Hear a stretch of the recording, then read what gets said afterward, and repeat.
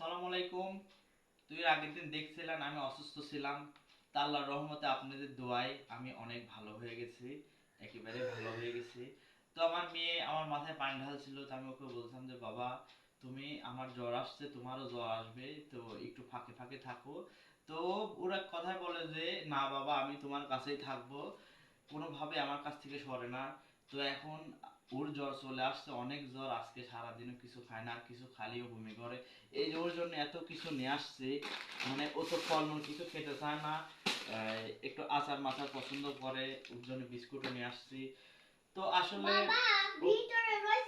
ও কিচ্ছু খেতে চায় না, জ্বর আসলে পরে সারাদিন জ্বালায় যন্ত্রণা করে, মানে ও এতটাই এখন অসুস্থ। তো আসলে ওর জন্য সবাই দোয়া করবেন, আর আপনাদের সাথে আমি সবকিছুই শেয়ার করি জন্যে, এগুলো আমি শেয়ার করি আসলে আপনাদের ফেসবুক পরিবারের সাথে সবসময় চলতে চাই, সবসময় আপনাদের ভালোবাসা নিয়ে থাকতে চাই। তো আমাদের ছোট্ট একটা ফ্যামিলি, আমি, মেয়ে আর আমার বউ, এই তিনটা জন মিলে আমার ফ্যামিলি।